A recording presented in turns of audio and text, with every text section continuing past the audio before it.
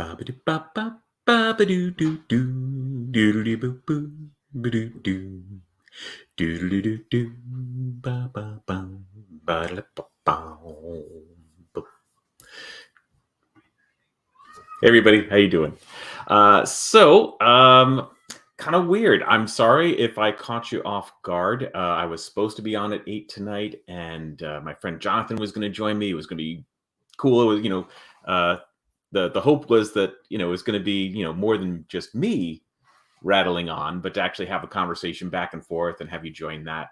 Um, so we moved it to 5, but now I'm sad to say that Jonathan let me know that his cat is ill and maybe really ill. So in any case, he's not going to be able to join us, and I hope everything goes well with Kitty. So sorry about that, everybody. Oh, I see we've got John Chevelle out there. Thanks so much, John. Thanks for stopping by. We got Brad. Hey, it's Brad. How you doing? Yeah, so it's been a while since I've been out and broadcasting such. So I just wanted to kind of like bring everyone up to speed. Talk to you about what's been going on with projects that we've all been waiting for, as well as maybe give you some peeks at some new stuff we got in the works as well. I see we got Colin out there. Hey, Colin. Oh yeah, no, I hope that Kitty gets better too, but I don't know. It doesn't sound good. So, and in fact, what I'm going to do, I think, I'm going to start. It was supposed to start today, but I think next time I'm just going to have this like kind of a regular schedule of people to come and help me do this. So I don't know. I think it's going to be better with a little bit more conversational, more people. So, but I do have lots of stuff to talk about. So thanks for coming and checking out the show. Let me go ahead and start with this. John, congratulations on the 20 years. Well, thank you. That's exactly where I am going. It has been a wild journey. This is indeed the 20th year of Smirk and Dagger Games. I can hardly believe it myself, but here we are. It started Halloween Day in 2003 with our game Hex when it first got to the warehouse, and boom, here we are. We're just like 6 months to that date. So appreciate all the well wishes there. Yep, thank you. I agree. Pretty awesome achievement.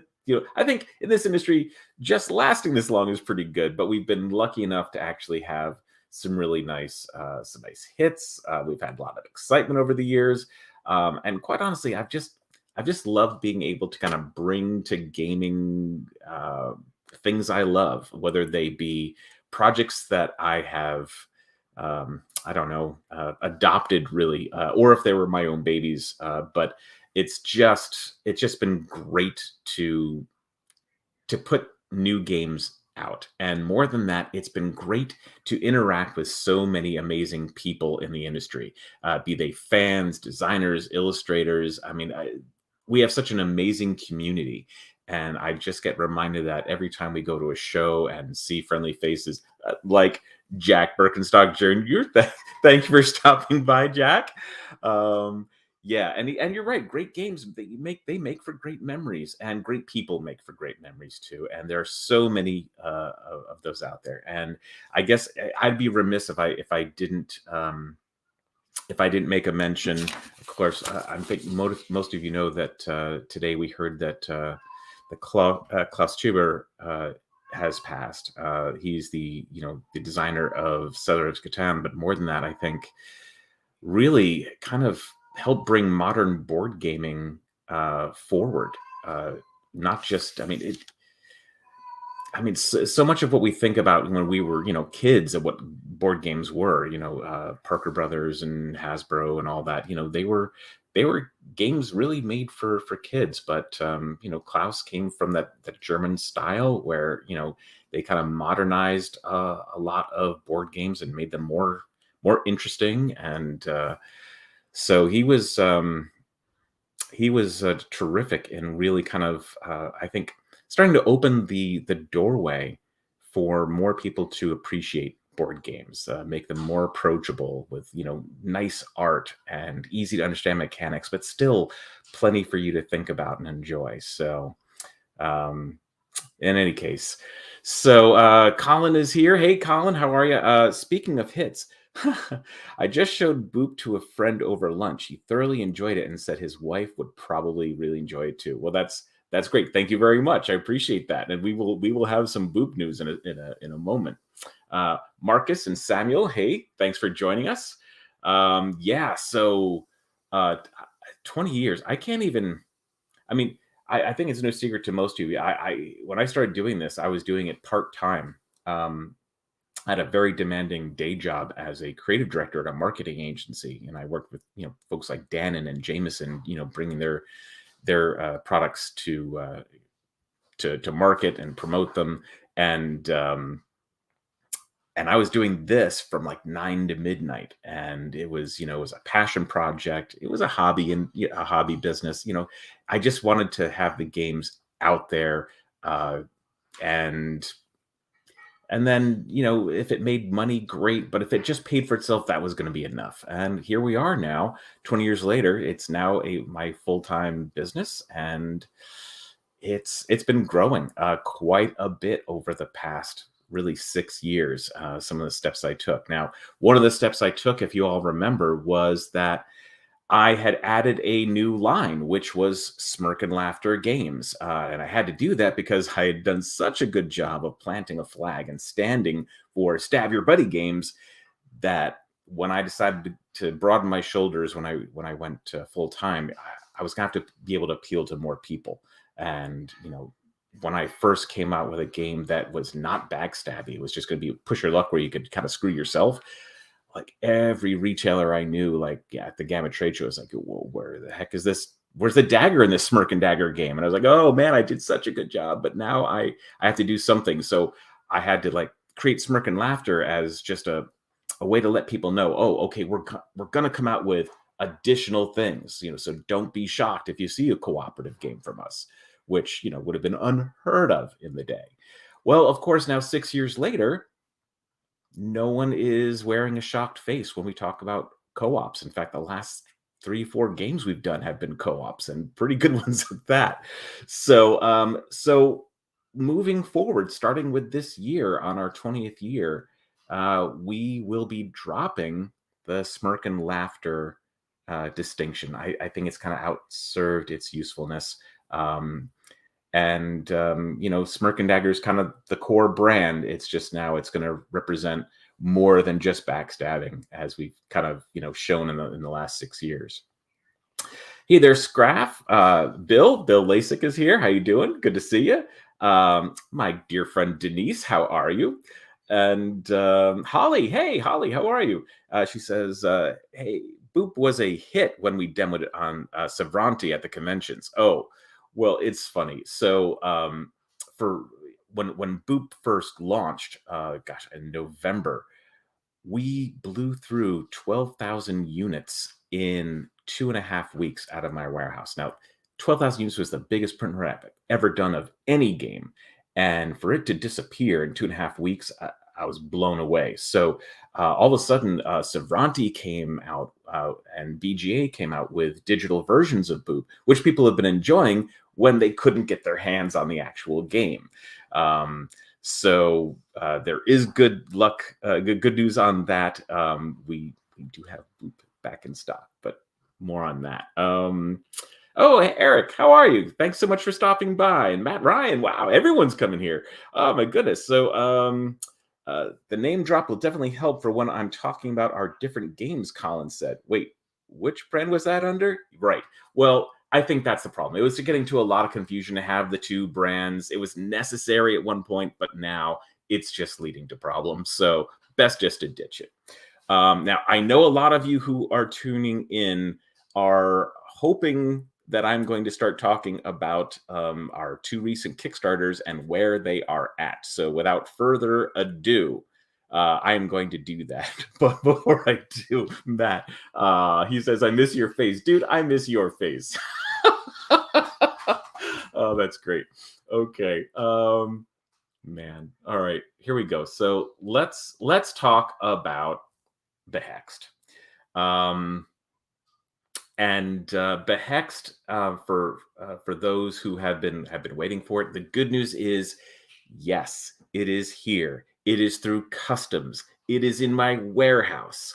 And right now, the only thing holding it back from being shipped direct to you is entering all the address information into a whole new form. I've got to cut and paste everyone's address into a new form because I had been using a different fulfillment company. They are no longer doing fulfillment. And so I now have to rearrange everything so that someone else can pick up that job. And they just have a different process. So it's going to take a number of hours for me to get that, in the system while I'm also trying to get my taxes done. So craziness. And, but in any case, yes. So the good news is it is here. The next thing is, if you have not heard about Behexed, Behexed is is the brainchild of Melody, Jonathan, and Greg, dear friends and instigators who I'm sure you've all seen at the shows with me. They were early fans of our original game Hex and said, well, what would it be like if this was a deck builder, and not just any deck builder, but a deck builder with like a double-edged sword on anything, where like everything you take could be potentially bad for you. It might be risky. You like buying cards is going to put you more at risk because your hand goes down. Like there's all kinds of different things in this game that really make it a lot more strategic than it ever was as Hex, which is why we changed the name to Behexed. It's got a similar flow, but a completely different vibe as you play it. You can't even really call them the same game anymore. But yeah, you'll be drafting cards from the center. There are 4 decks to draft from all the time. And yeah, as soon as you take a new, more powerful card, you've got to sacrifice cards from your hand, and they're the only things keeping you safe. So that's that's a problem right there. On top of that, some of these cards, like down here, Curse and Destitute in the corner, which you probably can't see too well. So let's just zoom that up. These little white stars in the bottom left hand, those are victory points. Cool, man. You buy those cards, you get those victory points. But oh, did I mention that everything that is worth victory points is potentially dangerous for you to hold and play in your hand? That is a lot of the fun of this game. And so I'm really excited that it is finally here. And as soon as I can get this in the fulfillment center's schedule, I'm guessing it's going to be like a week and a half, 2 weeks before they really start shipping in earnest. But man, it's been a long time getting here. And I got to say, like, this, by the way, is the first like print I got my hands on from the warehouse. And it is looking pretty darn schnifty. Just going to crack things open. So, we've got our lovely tokens and all our terrific mage cards are in there. And not for nothing,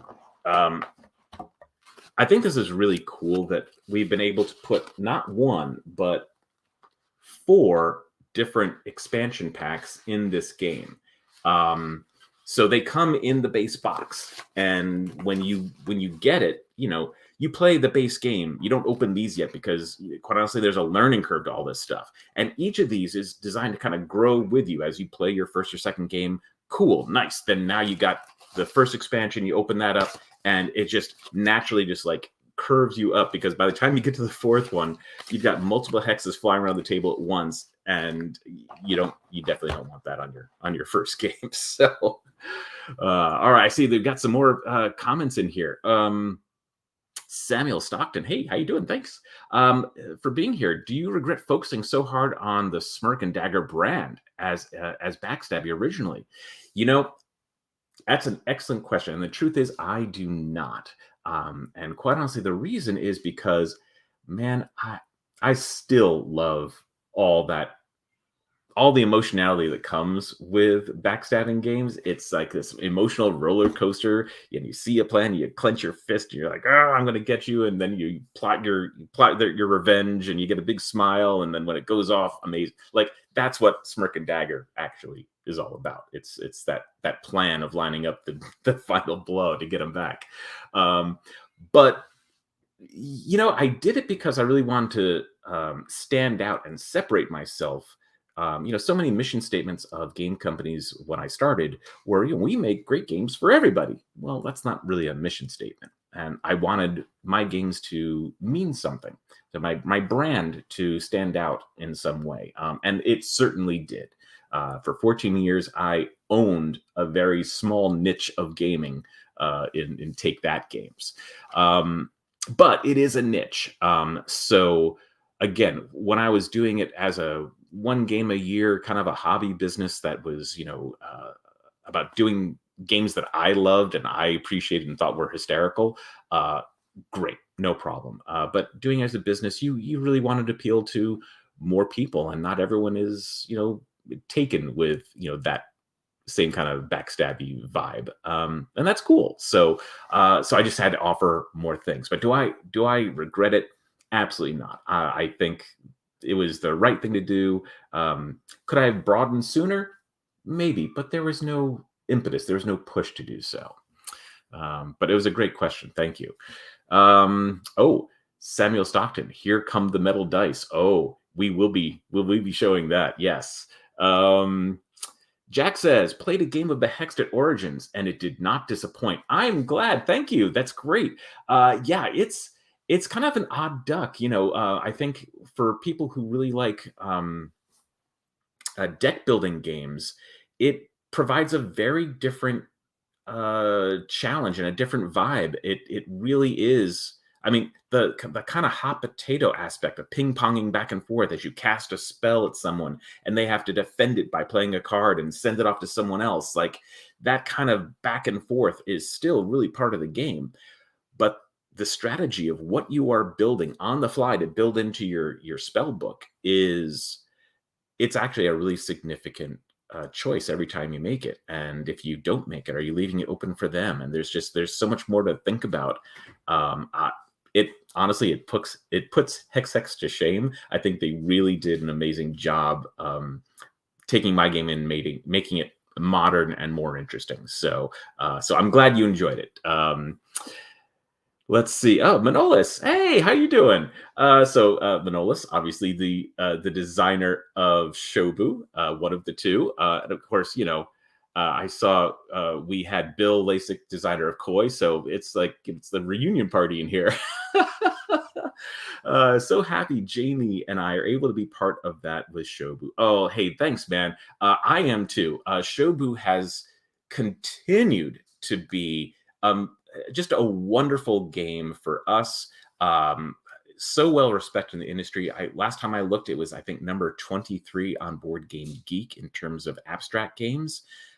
We blew chess in the back window, like a while ago, a couple of years ago, and we just keep on climbing. So I think that just the simplicity of that game in terms of how easy it is to get into, but how very deep it is, and how interesting the balance of your setup move, the passive move, and then the aggressive move is it's just beautifully designed. So great job, guys! And I love telling people about the game and the fact that you had it up on a shelf because you couldn't believe it was so good. You thought it was something broken, and which was an amazing story to me. But yes, amazing job. Let's see. Where are we? Moving on here. I already talked about these things. So let's talk about something else. Let's talk about Tesseract. Now, this is the other game that we recently kickstarted. Another one that people are kind of like waiting for news and updates on. And I will go to the Kickstarter pages and make those updates probably tomorrow. It's just things have been crazy. So Tesseract, Tesseract is still actually on press. At one point, I thought we were going to be off press about 2-3 weeks ago and ahead of schedule. It looks like we are actually going to end up being right on schedule instead. The reason being, when I saw the first print approval copy, there were some color issues that I wasn't enthralled with, and I wanted to make sure that the color was tight and professional and delivered the color that I expected, and I know that you expect. So I had them go back and just make some tweaks. Um, so that that game, James Fernhaber did a great job on this one as well. And if you want to see a little bit of what's going on here, let me just lift this up. Oh man, look at this sweet, sweet thing. And yes, there's the turntable going right around. Uh, these are the actual dice now in the game. These are the acrylic ones, and they are just really cool and beautiful. Um, the symbols that James created, as spacey and cool as these things look, if you just count the pips, it's still one, two, there's six, five, four. Anyway, they're great designed six-siders that really go to the theme. And this turntable makes it so simple to look around the entire cube and figure out what dice you want to pull, what's the biggest threat. And it's just, I mean, talk about table presence. This cube of 64 dice, man, oh man, that's what drew me over to his table when I first saw him was the table appeal of this game and playing it. Wow, this I think is probably one of my favorite co-op games ever. I mean, even outside of what I make, and I like a lot of different co-ops, but this one has a real benefit of being probably one of the most collaborative co-op games I've ever seen. And I think one of the reasons for that is that, first of all, there's so much information. It's information overload. One player's brain is not going to be able to wrap their heads around everything on the table. And the difference is when you play solo, that's your challenge, is to do just that. And you will miss things that could have been suggested as possibilities by other players, but now you don't have them to provide different perspectives. That's the challenge of the solo game, where the challenge of the multiplayer game is that you really have to collaborate and work together. Like you're never like, it's never your turn. It's never not your turn for that matter either. Like you are actively engaged in everyone's turn because they might be, their character might need something from you in order to help them get their best turn going. Because a lot of the asymmetric abilities are networked, so I might have to rely on you to help me do my thing. Or, quite honestly, I just might have even just a different perspective on the board. Might say, oh, you know what? If we adjust this cube before you do that thing, we're going to save a whole step. And these are the things, these are the conversations that happen every single turn. And so, I mean, co-op game, yes, but it's really a collaborative game. And that, I think, is what sets this one apart, other than the fact that it is just stunningly beautiful on the table as well. I mean, let me just zoom this up. I mean, this is kind of a photo of all the components. You see the great looking cards, really cool graphics on them, art by Dennis Freitas. And this is the containment board right over here where you're placing all those cubes in there. And that's the goal, is to put 24 cubes out into those areas, isolate them, one of each color and value. And if you can do that before you hit 7 breaches, man, you've won. But it is not easy to do. Oh, I see Debbie's here. Hey, Debbie, how are you? Oh, she says, Tesseract looks so cool. We played Boop for the weekend. We loved it. The design is elegant and it's absolutely adorable. Oh, well, thank you so much on both counts. I see Andy Kim is here. Thank you, Andy. Andy, of course, the designer of the Spill, which is also doing very well. By the way, I think we're going to try to get more of the deluxe Spill onto the market. So I'm going to be introducing that as a retail item as well in the next month or so. So be on the look at that on that more in general in stores, I think. So let's see. Let's get back to. Oh, hey, here I am. Let's see. So since we're talking about Tesseract, I know some people have already mentioned the metal dice. Um, so this, by the way, is now the. Can never get this right. Is the box that holds all the deluxe materials. It's actually a pretty substantial deluxe pack. Now, this is not a complete game. This is just the deluxe components, which feature, of course, the metal dice, which are pictured on the front. So if I crack this thing open, I mean, you've got your lovely dice pad. You've got a new board for containment because the colors of the dice could not be the exact same because metal dice don't come in all those colors. And of course, the 64 metal dice, which let me just put up on screen a little bit for you here. These are them, and they are just really, really cool and chunky. And man, to hold them, I mean, they are just heavy and really gorgeous, and they stack really nicely. So, I think some people were concerned, oh, the acrylic dice are going to be easy to knock over. Far less so with these, I will tell you. But I think the acrylic dice as well are they stand very nicely on here. I have big, chunky, fat fingers, but I can still pull them off without toppling this thing. Oh, Samuel, what is the deluxe spill? Right. So the spill had really kind of cardboard tokens for the sea life with both the clean, healthy side and the contaminated oil slick side, as well as a bunch of weather tokens, which signaled whether you were having adverse weather conditions that were going to impact your turn. Those in the deluxe game have all been replaced by full color wood tokens. They are beautiful. They're very tactile. They're very satisfying. So that's actually what is in that deluxe version of the spill. And hey, Sandra, how you doing? Gorgeous. Thank you. Yes, I really thought they were pretty stunning. And yeah, Eric, they sound great too. I keep on playing with them because you want to touch them, right? So all right. So let me put that aside for the moment. Okay. Let's see. What else are we going to talk about? Oh, I know what we're going to talk about. Oh, no, wrong thing. Let's go over here. Okay.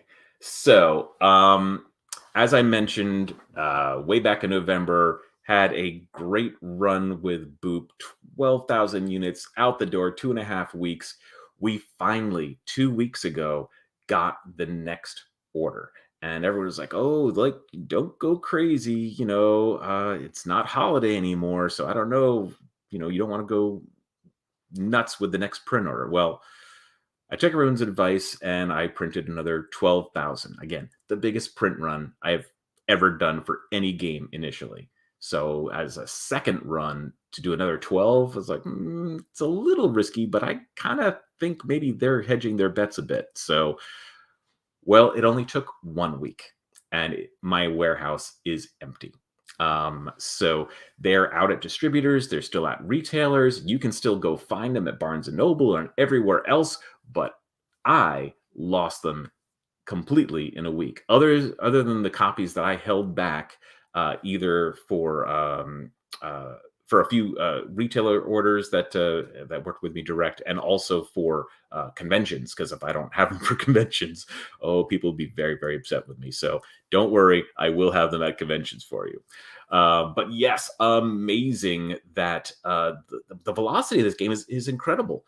Now, Scott Brady, who did this design, it is another one like Shobu that is super simple, but very thinky. And, I kind of fooled people with the cuteness of the packaging and the pieces and everything, because it looks like it's just kind of a silly kids game. Uh, but then you're a couple turns in, and even people who got dragged to the game, like, oh, all right, I'll play the dumb cat game, and they're like, oh, oh, this is my turn now. Wait, I'm gonna need a minute because they're now thinking about their moves, because it ends up feeling a lot more like chess than tic tac toe, right? So um, the pieces repelling each other are just so fun and hard to wrap your brain around, because you want to just like make a line of three by just putting them down next to things, and they just go boop. Boop. Well, they go boop. So in any case, yes, back in stock. Everybody has the games. I think everyone's flush with them right now, but I don't know. I don't know how long they will last in stores. We have already put in our next order, but guess what? Those will not be here until August, September. So probably more like September now. So just in time for holiday. But now it's like, oh no, ooh, how many do I print now? It's an excellent question. Um, Probably more than 12. Man, I don't know. It's you just never know. And when is the iron going to suddenly cool off? Um, well, and then there's always this. I'm now going to give you just a little sneak peek of something that Scott and I have been working on. And it's going to go right to retail, right in time for Halloween. And I'm going to make this bigger. Stand by. Boot. And now, boop. Stop it. There we go. All right. This is Boop. Yes, we have made a Halloween version of this thing. It will be available just for that season, and then if it goes well, then maybe it'll be back for the next Halloween. But you can see we've got different kitties now. So there are the black witchy cats, and there are the white pumpkiny cats, and a new bedspread that's got some nice Halloween lace around and pumpkins on the bedspread. But as it's not just the adorable, cute factor of for Halloween. I'm sure everyone is excited about the new cats. I know I am. But on top of that, there is a new mechanic in the game. There are ghost cats now. Yup. So the ghost cats are fun because uh, they're the only piece on the board that actually moves. Normally, when you place a cat on the board, that just stays in its space. Um, but here, you don't even place the ghost cat on a space. You place it on the stitching between spaces at the edge of the board. And then every turn, boop, it starts moving towards the other side of the board. And if it passes along, any spot, well, that is when it goes boop. And in this case, just like in this little picture, that if there is here, I've got it right here, like, doo, doo, doo. So here's little pieces. Oh, cute. So if the ghost cat passes by here, this one normally wouldn't get booped because there's a piece behind it, right? Except ghost cats are so scary, I'm going to leap right over it into the next open spot. And if there's none, it might go right off the board. So it's a fun way to re-envision the game. It's a small change, but it is pretty fun. I see lots of comments talking about Boop. So, oh my goodness, we've got Mark. Hey, how are you?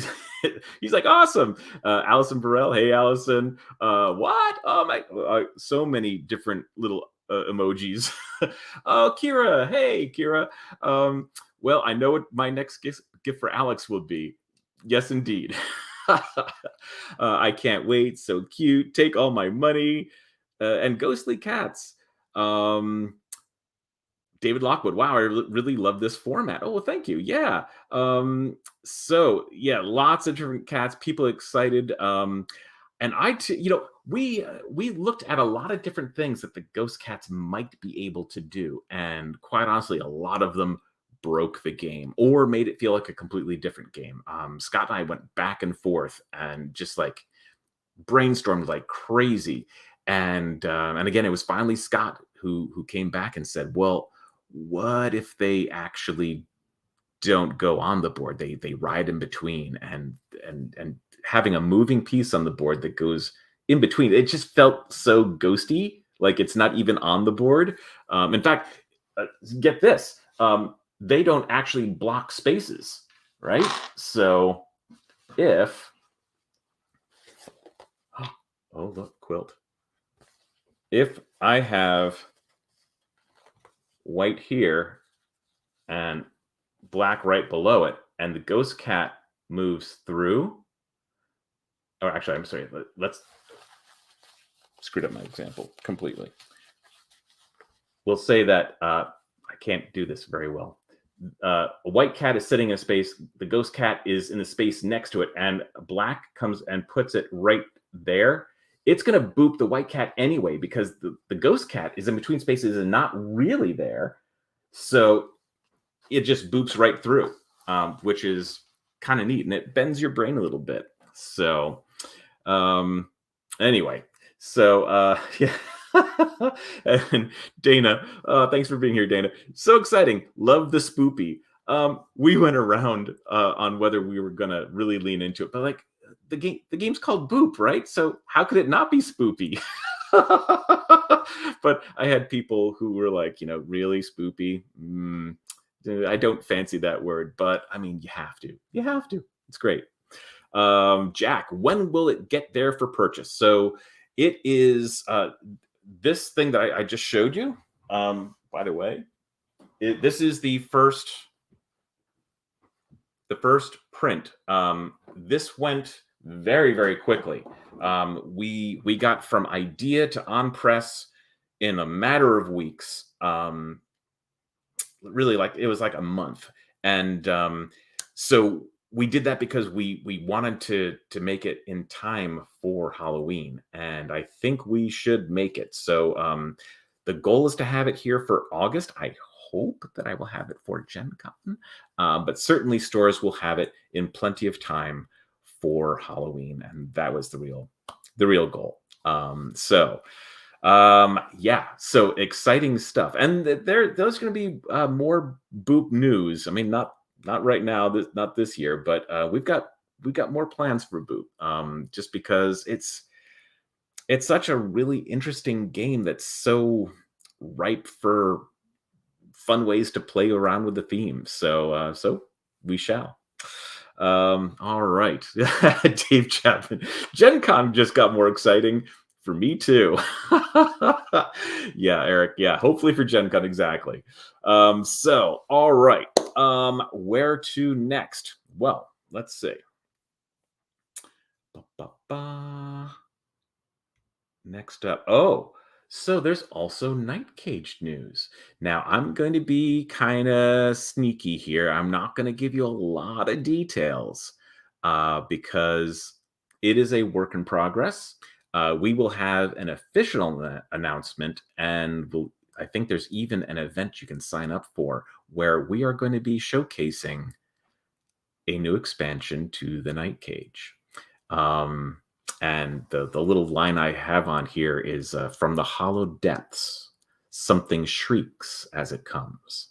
Now, that's not anything official, but that gives you a little vibe, a little sneak peek into what's going on in the Night Cage. Certainly, what is more terrifying than being in the dark where you don't know what's around any particular corner, when all of a sudden you start hearing things in the distance or not in the distance anymore. We've got an incredible new boss monster. Got a separate board to play on, and it's a really interesting twist on the game. Again, this doesn't change the core of what the Night Cage is. It is not standalone. It's going to be actually an expansion for the core game, but it gives you a whole bunch of new dimensions to think about, and that's what's kind of exciting about it. So more details to come, but know that we're going to be showcasing it at Gen Con, and I think we're going to be kickstarting this right around that same time. So just a little something to put about like what let's see. Dave Chapman says, "Happy scared dance." I love the happy scared dance. That's a great comment. Also for Gen Con, well, no, we will not have it for Gen Con. But we will have prototypes and we will definitely have an event. So you can probably go and sign up for it right now. It might actually be up. Quack Master Drake, hype the Night Cage. Yes. All right, so we are not done just yet, but we are done with this document. So let me switch up documents because the is next thing is well, I mean, it's all exciting stuff, right? But this is something I am super stoked about. So stop sharing this screen and let's go and share something else. One moment, please. Do, do, do, do, do, do. No, that's not what I want. Share screen. That's what I want. Okay. You like this? Super professional, I know. Okay.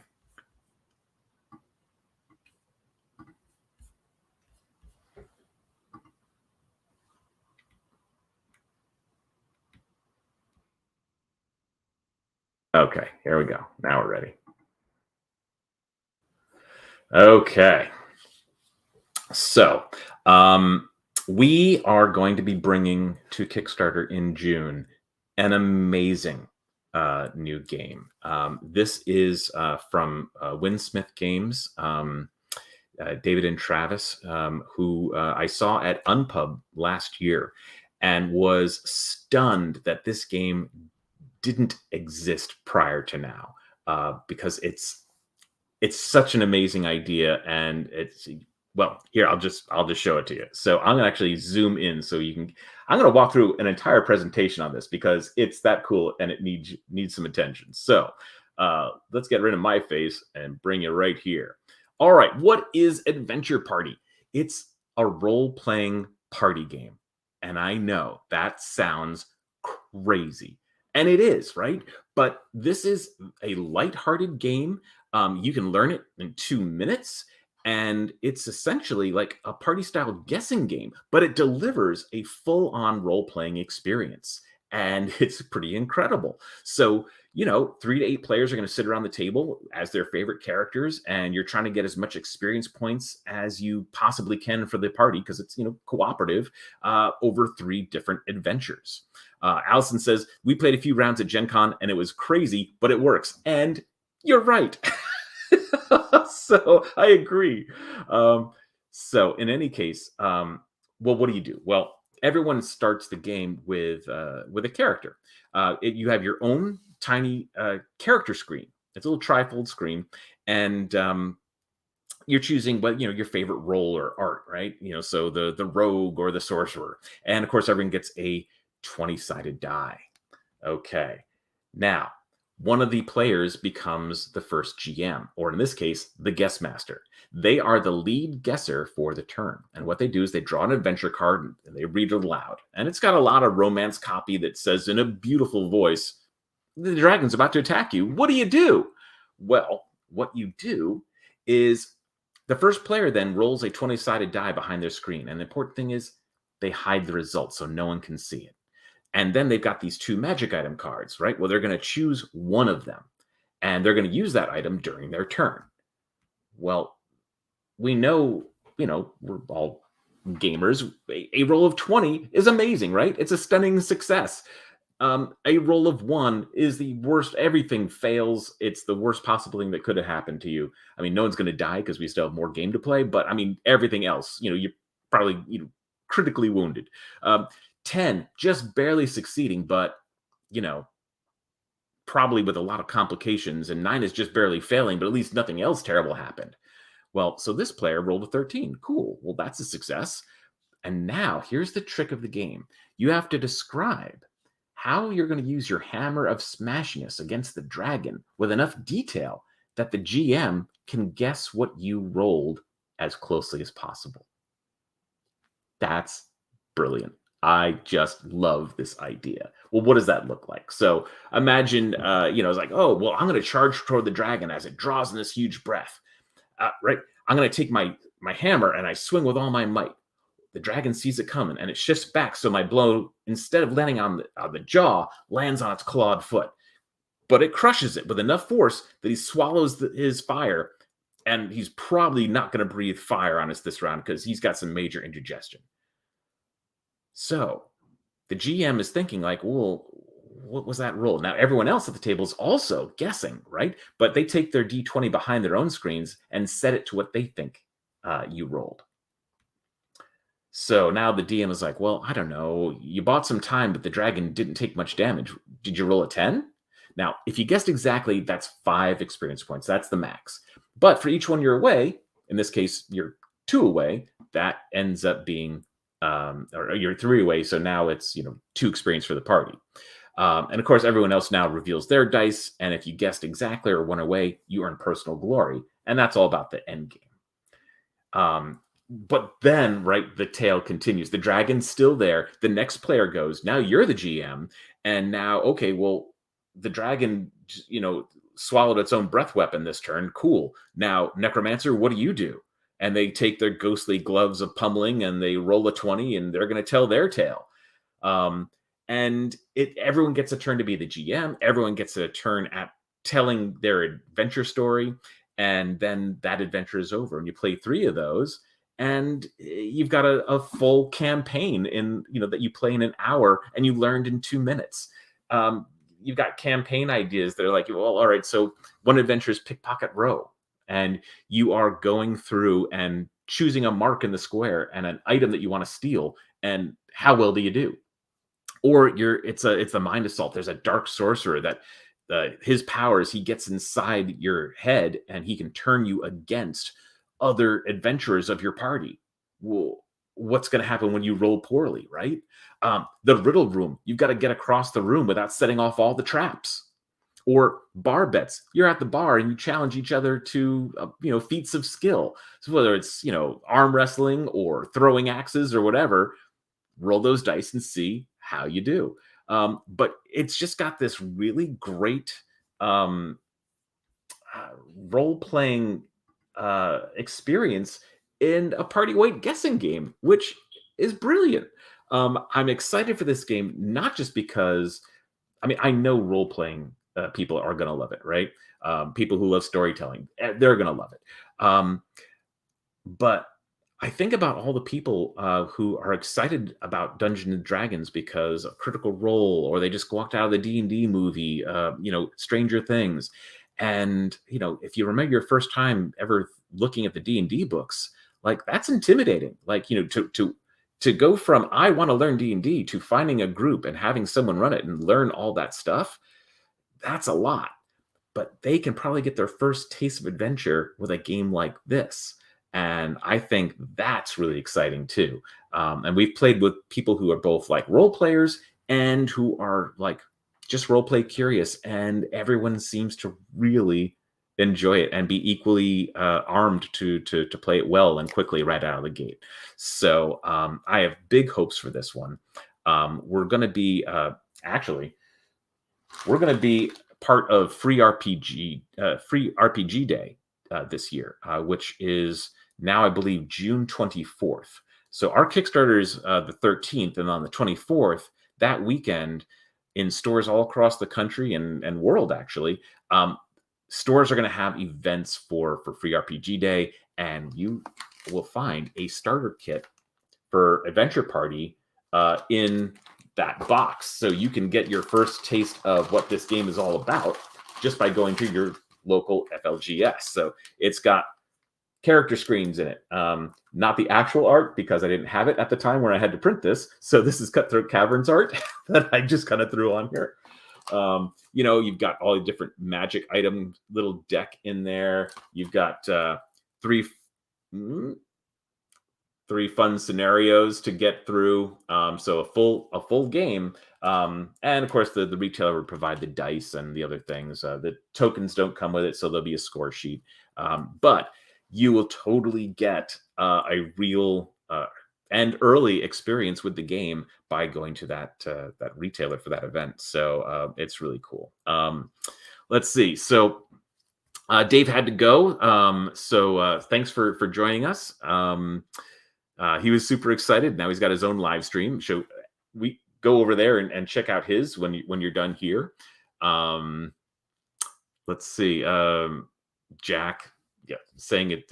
This is brilliant. Thank you. Yeah, I'm excited too. Um, Man, yeah, there's just been a lot of really exciting stuff going on. Over here at Smirk and Dagger. And thank you so much for coming in and joining me and hearing about all this stuff. I feel like I'll tell my wife and friends about this, and they're not super into games, so I just keep on talking about it, being excited. But it's great to have you guys here because I know you really appreciate what's going on. Hey, Dave Fonseca, how you doing? I'm glad to see you here. John Schvola, Smirk and Dagger will be at Level Up Games in Atlanta for Free RPG Day. Oh, John's going to be helping to run that event. Thank you, John. I appreciate that. And Jack, thank you for giving us 20 years of reasons to tune in and stay a while. Well, again, very, very kind. I absolutely love doing what I do. I never stop working, but I think the adage is true. If you do something that you love, you don't really work at it. It just feels like stuff that's just fun to do. I look forward to doing it. To whether it is going to a convention and doing demos. Oh my god, I still love doing demos, even for games like Hexax.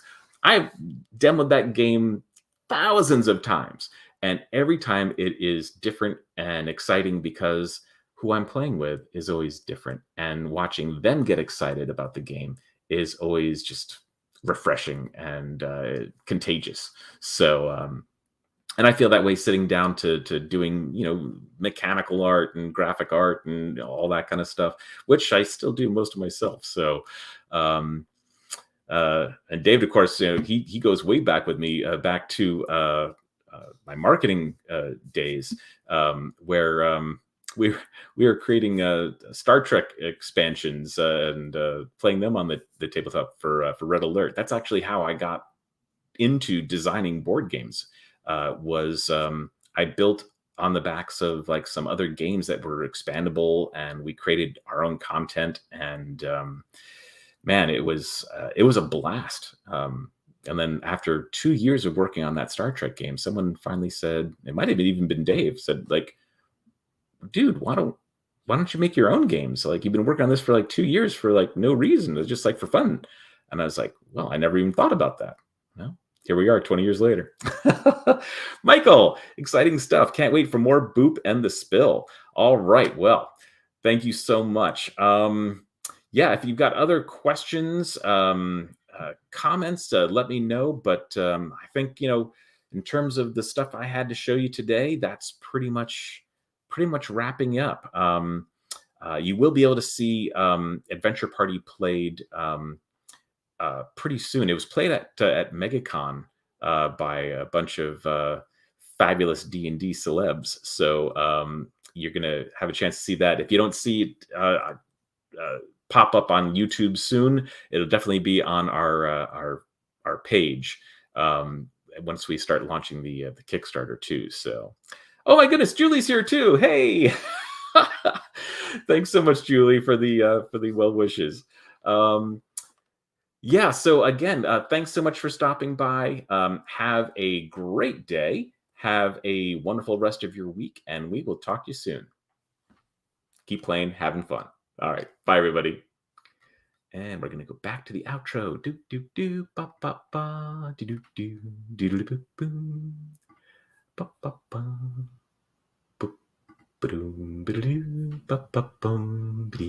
Bye, everybody.